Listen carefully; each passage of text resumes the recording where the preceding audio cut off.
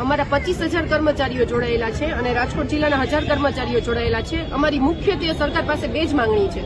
પહેલી ટેકનિકલ પગાર સુધારણાની અને બીજી ખાતાકીય પરીક્ષાની. અને ટેકનિકલ પગાર સુધારણામાં એવું છે કે 2022માં કમિટી બેઠી હતી, 6/3/2024માં આ ઠરાવ પસાર કરેલો છે, પણ સરકારે આજ દિન સુધી આની અમલવારી નથી કરેલી. એટલે આ ઠરાવ થઈ ગયેલો છે અને અમલવારી બાકી છે. અમે ટેકનિકલ કામગીરી કરીએ છીએ. અમારી ચારેય કેડરો, અમારા ભાઈઓ ઘરે ઘરે જઈને આયુષ્માન કાર્ડ કાઢે છે, આભા કાર્ડ કાઢે છે, બહેનો રસીકરણની ટેકોમાં એન્ટ્રી કરે છે.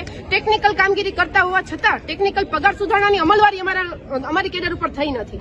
બીજું, ખાતાકીય પરીક્ષા જે આજ દિન સુધી હતી નહીં, જે સરકારે અમારી ઉપર તંત્રએ પરીક્ષા લેવાનો નિર્ણય લીધેલો છે કે જે અમારે લગતી કોઈ છે જ નહીં. અમારી આરોગ્યને લગતી પરીક્ષા લેવામાં આવે તો અમને કોઈને વાંધોય નથી. જે વહીવટી જ્ઞાનને લગતી પરીક્ષા છે, જેનો વિરોધ અમે લોકો કરીએ છીએ અને 17 તારીખથી અમે અચોક્કસ મુદતની હડતાલ ઉપર એટલા માટે ગયેલા છીએ. અને બીજું કે તમને એ કહેવાનું, અમે કોરોના વોરિયર્સ એવા છીએ કે કોરોના કાળમાં કે જેના પરિવારો જે કોરોના દર્દીઓની નથી દૂર રહ્યા છે, એવા ટાઈમે અમે લોકોએ અમારા જીવની પરવા કર્યા વગર, જાન જોખમમાં મૂકીને, પરિવારની ચિંતા કર્યા વગર ઘરે ઘરે જઈને અમે લોકોએ સેવા કરી છે. અને એ સમયે સરકારે અમારી પર થાળીઓનો ગડગડાટ કર્યો છે અને ફૂલોની વર્ષા કરી છે. એ કોરોના વોરિયર્સ છીએ, છતાં અમને અમારો હક નથી મળતો અને અમારે ના છૂટકે આ અચોક્કસ મુદતની હડતાલ જેવું શસ્ત્ર ઉઠાવવું પડ્યું છે. સરકારને અમારે નમ્ર નિવેદન છે કે અમારી મુખ્યત્વે બે માંગણી અમને સોલ્વ કરી આપો, તો અમારે આ હડતાલ ઉપર જવાનો કોઈ પ્રશ્ન રહેતો નથી.